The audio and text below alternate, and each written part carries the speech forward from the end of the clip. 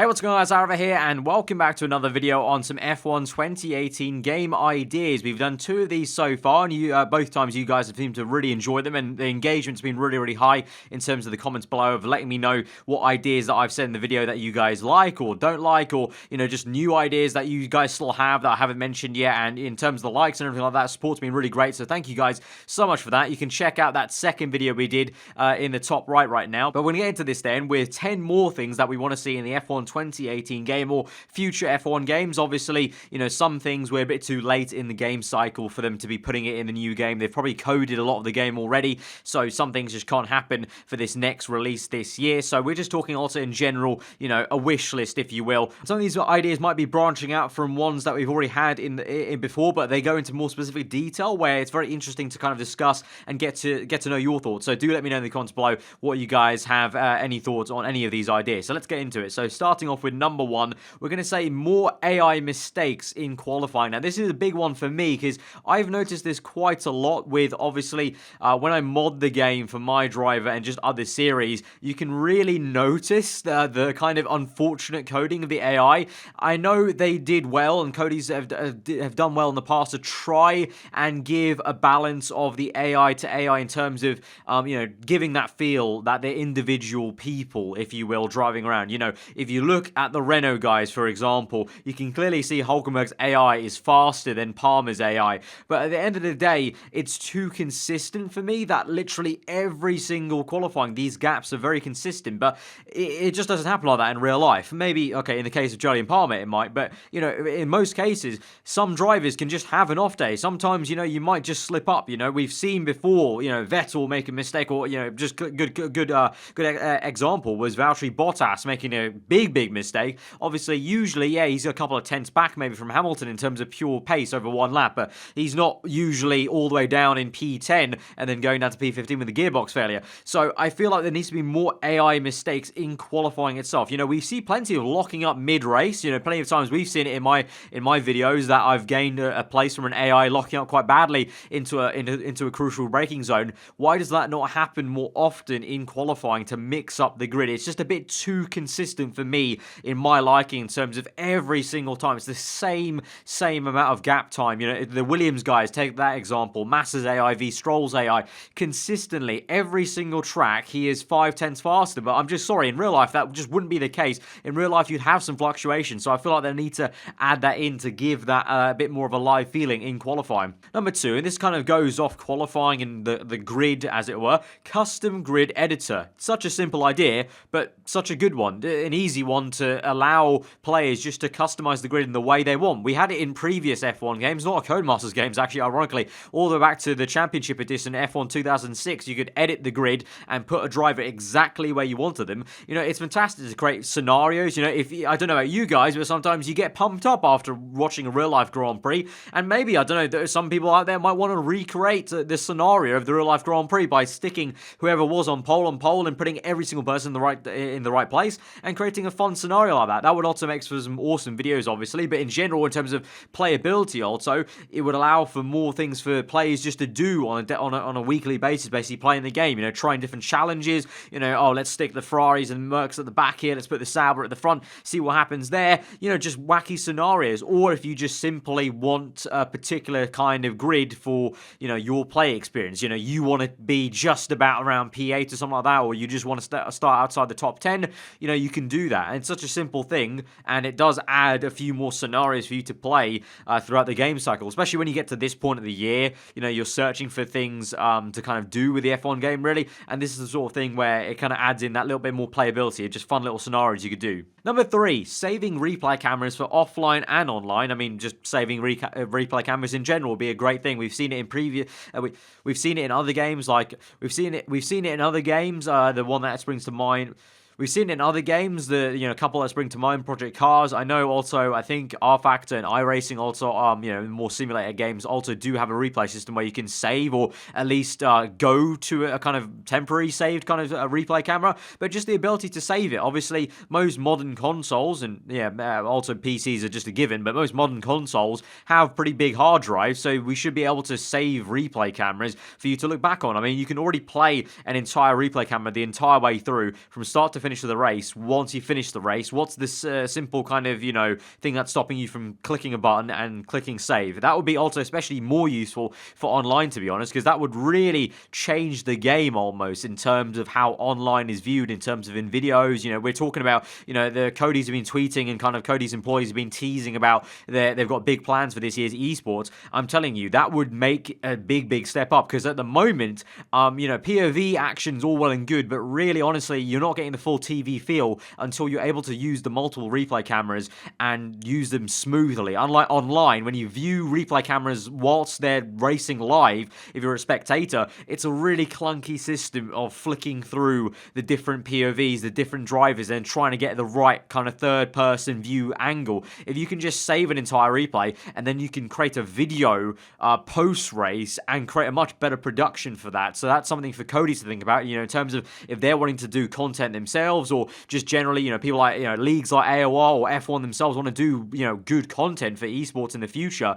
That needs to be something that needs to be in there. Saveable replay cameras. But then also, obviously, that just ties into offline as well. I'm pretty sure a lot of us would also enjoy that as well. Obviously, creators would enjoy that, making videos, but I'm sure a lot of you guys would maybe just want to, you don't have time to watch the replay back, you watch it later or something like that. Well, it was one of your comments in the comments below last episode, so there's clearly some sort of demand for it, but I think the biggest one, honestly, would be the online aspect for savable replay cameras. That would literally change the game, and it honestly make that entire kind of scene more interesting, because like for people like me, I have no interest in that kind of scene usually, because you get quite bored of just POV cameras of each driver driving. You want that kind of cinematic feel that you just can't do with online racing. Like, take for instance co-op, me and Tom. I would love to add a more edited aspect to co-op, but I can't, because obviously the online system doesn't allow for you to do replay cameras after you've finished an online race. That'd be fantastic. It would elevate that kind of, genre of the F1 game and help it grow. Number 4, now this is quite an interesting concept really, and it kind of goes off the back of the Australian Grand Prix where Verstappen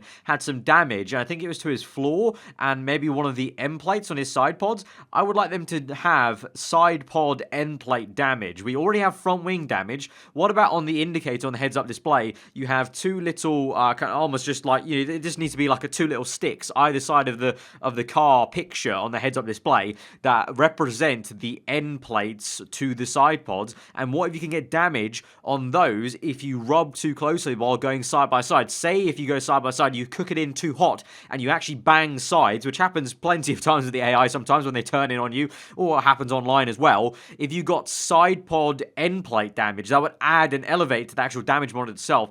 The classic argument is just improve the damage model, make it more, realistic, make it more sensitive. But I think in a way they can improve the damage model while still maybe maintaining this kind of thing of they can't do too much damage to the cars due to licensing and the sponsors wanting to see their sponsors on the car the entire time. Side pod, that side pod end plate now is a big part of these F1 cars, and obviously if it does get damaged, that's quite a bit of downforce you're going to lose in terms of channeling air towards the rear end of the car. So why not add damage for that part of the car? That would be quite a cool thing in terms of it add that also risk versus reward of sending down the inside and getting oh so close in terms of tire banging and almost side pod bashing in a way if you get way too close. And it also obviously deters people from just slamming it into the side of an AI and kind of using them as like a wall, or a player in a league race using you as a wall. If you know you're going to get damage, you're not going to dive in that hard to make the move, because you know you might get damage off that. Number 5, again, inspired a little bit by the Australian Grand Prix and also one of your comments below in the last video we did, pit stop mistakes. Obviously, a huge one for the Haas team, wheel nut threading the nut twice badly, and, not having the tyres fastened on, mistakes of, you overshooting the pit box itself, or just, general slowness. I think there needs to be a bit more inconsistency with the pit stops almost for not only you, but also the AI as well, just to have that, that factor that we always have in an F1 race. Sometimes you just don't get it done, and there's that kind of heartbreaking moment of, oh yeah, we've ruined an entire race, or oh, we've got out behind this guy because we were too slow in the pit stop. There was a mistake there getting the wheel gun on. Number 6. Now, we talked plenty about the R&D bonuses before in previous videos, but this is something that I think would also just it's a simpler tweak that you could probably definitely add on to the game in terms of, I don't think this would take too much work. I don't think, in terms of, we already get a sponsor bonus sometimes a bit randomly. You might sometimes get a sponsor bonus of like 700 R&D points randomly in your career. What if you have like a fake sponsor almost that's kind of like, the team tells you, one of our sponsors could give us a bonus of 700 if you were to get X, Y, Z position in this next race in qualifying and then in the actual Sunday of the race,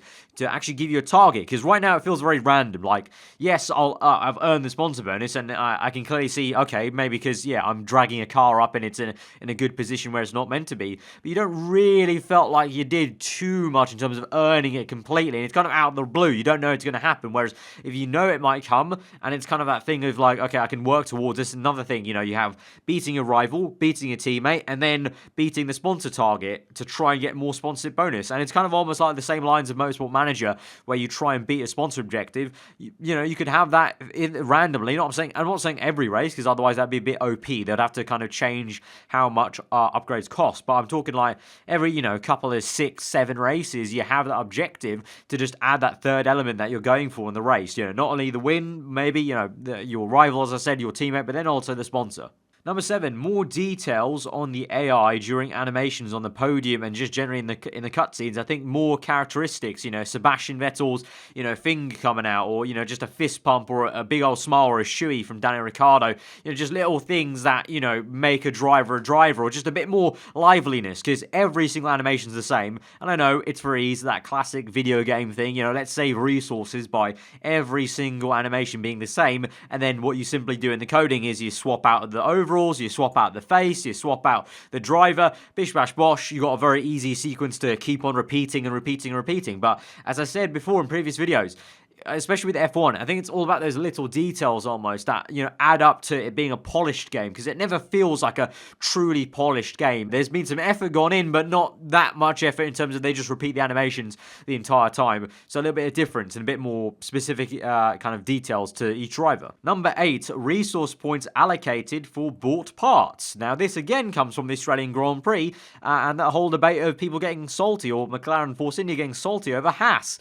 Haas buy a lot of their parts from Ferrari. I think this could be a very exciting thing. What if you could decide as a player before pre-season starts that how many parts do you want to buy from other teams? If you're Haas, you can decide, okay, we'll buy the suspension, we'll buy the hydraulics, we'll buy obviously we're getting the engine, obviously that's a given. You can't change that, what engine you want. So you're stuck with the engine, but do you want to buy the gearbox from Ferrari as well? Do you want to buy their suspension, the hydraulics, all of that stuff, and just leave it the aero and the chassis down to us? And in terms of that, use the resource points. You have a pool of resource points and you spend them on bought parts. If you don't buy as many parts, there's a kind of seesaw of almost, you get more points then to develop your car faster in the season, but you also have to maybe concentrate on developing the hydraulics, developing the brakes, developing the gearbox a bit more. So you get that just even more stuff to actually manage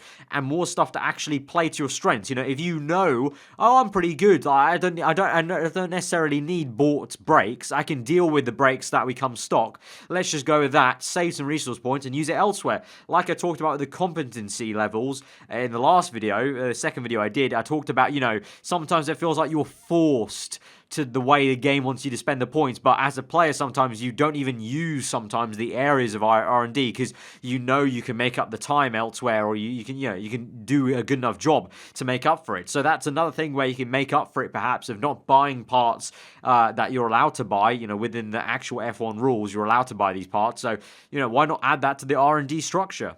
Number 9, team radio, improving the team radio and the way it works, and maybe having a few more specific ways we can ask the engineer about information. I'm thinking like back to the Australian Grand Prix now, once again using real life scenarios, but that's the best way obviously of, how am I going to pass a car? Which corner is the best place to pass this next car? You can maybe ask your engineer, how do I get past this next car? If you're finding it an issue with dirty air, he can maybe suggest this corner here, looks like they're a little bit slower. Obviously he can look at the data and just see they're a little bit slow in this corner, and he suggests that corner to you.